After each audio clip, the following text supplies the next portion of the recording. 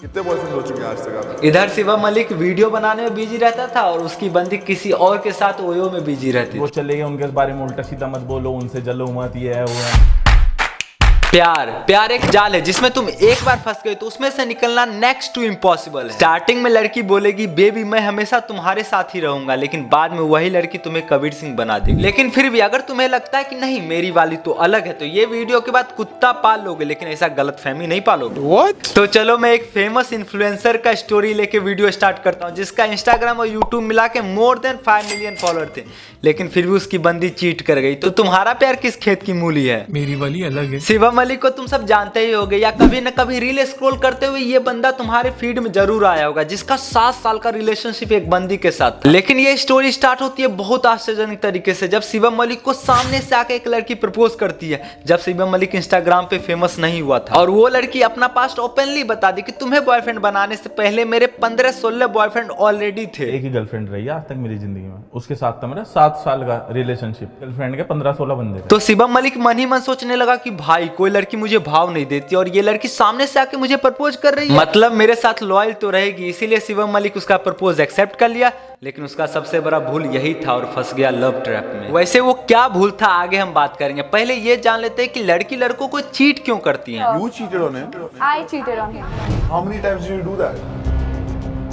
Thrice or 4 times. Yeah. Breakup होने के बहुत सारे रीजन हो सकते हैं, लेकिन मेनली ये 3 रीजन, और उसमें भी सबसे ज्यादा इंपॉर्टेंट ये 3rd रीजन है, उससे ही मैक्सिमम लोगों का ब्रेकअप होता है। तो reason number 1 communication issue, one of the major reason जिसके कारण तुम्हारी बंदी तुम्हें चीट कर लेती है या रिलेशनशिप तोड़ देती है, जहाँ पे तुम अपना फीलिंग सही से एक्सप्रेस नहीं कर पाते हो, जिसके कारण रिलेशन में बहुत ज्यादा मिसअंडरस्टैंडिंग क्रिएट हो जाता है। कभी कभी तो तुम सब अपने पार्टनर को इंटेंशनली भी हर्ट करते हो, दूसरों के सामने नीचा दिखा के, गाली देकर और छोटे छोटे बात पे गुस्सा करके। कम्युनिकेशन इशू का सबसे बड़ा एग्जाम्पल है हर्ष बेनीवाल और प्रतिष्ठा शर्मा का ब्रेकअप, जिसमें मैं क्लियरली बता दूं यहाँ मैं लड़की के साइड हूँ, क्योंकि इस दुनिया में 10% लड़कियां भी हैं जो सच्चे दिल से प्यार करते हैं और लड़के उन्हें यूज करते हैं, और यहाँ पे लड़की के प्यार को यूज करने वाला लड़का है हर्ष बेनीवाल। गाली टाइप करने से पहले रुक जाओ, पहले मेरा पूरा बात सुन लो। देखो अगर तुम हर्ष बेनीवाल के सच्चे फैन होगे तो तुम्हें पता ही होगा कि हर्ष प्रतिष्ठा के साथ रिलेशनशिप में था, इसे नकार नहीं सकते। लेकिन तुम ही सोचो, आज तक कभी हर्ष किसी पॉडकास्ट या कहीं भी बोला है कि मैं प्रतिष्ठा के साथ रिलेशनशिप में था? अरे वो तो उसके बारे में बात भी नहीं करना चाहता। आप प्यार में ना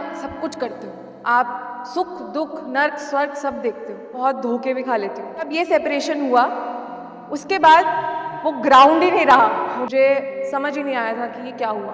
मेरे लिए ये ऐसा था कि मेरे लिए ये हैंडल नहीं हो पाया। 6 महीने तो ऐसा होता था कि बस मैं बैठती थी और बस मैं रोती थी। जबकि आज हर्ष बेनीवाल इस मुकाम पे है तो उसका सबसे बड़ा रीजन है प्रतिष्ठा। लेकिन जैसे ही हर्ष को सक्सेस मिला, वो प्रतिष्ठा से रूडली बात करने लगा, मिसबिहेव करता था, और यहाँ तक कि उनका ब्रेकअप भी म्यूचुअली नहीं हुआ था। हर्ष तरीके से सीख ली है, ऐसे रहना है, ऐसे बैठना है, ऐसे बिहेव करना है। अगर तुम्हें इनका ब्रेकअप कंट्रोवर्सी डीप में जानना है तो बता देना, मैं वीडियो बना दूंगा। अभी आते हैं पॉइंट नंबर 2 पे, वो है ट्रस्ट इशू, जहाँ पे तुम्हें अपने पार्टनर पे भरोसा नहीं होता। तुम्हें लगता है कि तुम्हारी वाली धोखा दे रही है तो तुम उनका फ्रीडम छीनने लगते हो। ऐसा एक्सक्यूज तुम्हारी गर्लफ्रेंड ही देती है, और फिर वो आ जाती है बगावत पे कि अब मुझे चाहिए तुमसे आजादी, तुम मेरे लाइफ में बहुत ज्यादा इंटरफेरेंस कर रहे हो। स्टॉप इट यार कुणाल, एक बार कह दिया ना तेरे तो ओवर तो है। फिर क्या हो जाता है ब्रेकअप, जिसे तुम कहते हो कि मेरी वाली चीट कर ली। मुझे लगता है कि अपने पार्टनर के हरकतों पे रोक टोक करना चाहिए, ये नहीं कि तुम कहीं भी जाओ मुंह मारो, मुझे क्या फर्क पड़ता है, मैं तो ओपन माइंडेड बंदा। और यही ओपन माइंडेड बंदा बनने के चक्कर में तुम्हें बाद में पता चलता है कि तेरी गर्लफ्रेंड तो तुम्हारे बेस्ट फ्रेंड से प्यार करती थी और उतना दिन से तुम्हारा यूज कर रही थी। अब आते हैं लास्ट और सबसे इंपॉर्टेंट रीजन पे कि तुमसे अच्छा कोई उसे मिल जाता है। लड़कियां हमेशा उस लड़के के पास जाती है जो उनका नीड पूरा कर सके। वो नीड पैसा हो सकता है, अच्छा फिजिकल रिलेशनशिप हो सकता है,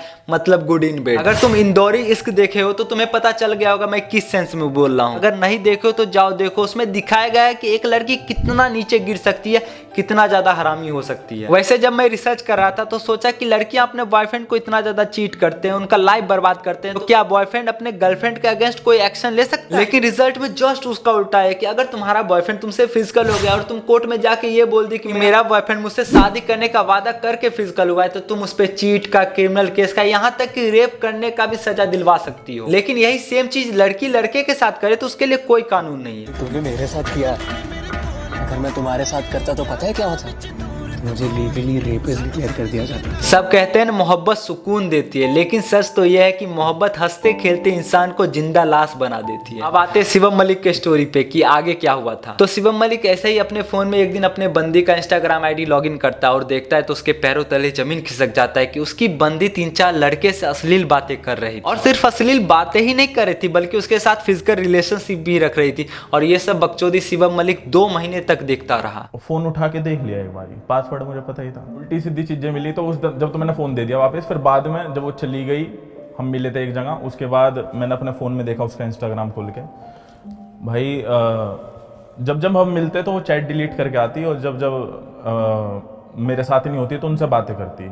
और रात के 10 बजे, 11 बजे, 12 बजे बात चैटिंग होनी शुरू होती। रात के 11 बजे से लेकर मैं सुबह के 3 बजे तक वो फ़ोन पे ऐसे चैटिंग देखता रहता, क्या बात हो रही है। मेरी 7 साल पुराना प्यार बात कर रही हो। बात भी ऐसी नहीं hi hello how are you, बात ऐसी भाई कि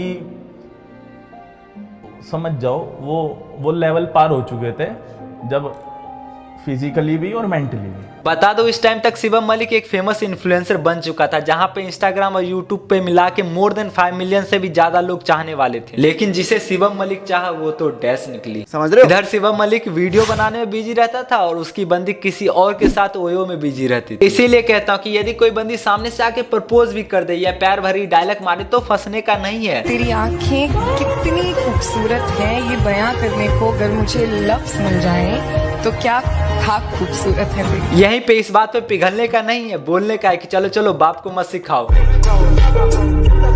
सोचो जब इतना फेमस इन्फ्लुएंसर को धोखा मिल सकता है तो हमारा प्यार किस खेत का मूली है। मोरल ऑफ द स्टोरी, लड़की के चक्कर में पड़ो ही मत, नहीं तो तुम अपना टाइम, फैमिली का उम्मीद और अपना फ्यूचर सब बर्बाद कर लो। इसीलिए पहले तुम अपना कैरियर बनाओ। एसएससी में एक फेमस डायलॉग है, कामयाबी ना टूटे रिश्तों को भी वापस ले आती है, जो कि 100% सच है। इसीलिए लड़की के पीछे मत भागो, कामयाब होने के पीछे भागो, लड़की झक मार के तुम्हारे पीछे भागेगी। अगर इनकेस फिर भी नहीं आई तो खान सर का वो डायलॉग याद कर लेना। कौन कहता है पहले प्यार को भुलाया नहीं जा सकता, बस दूसरी वाली मस्त होनी चाहिए। चलो वीडियो अच्छा लगा हो तो लाइक, शेयर और सब्सक्राइब करो।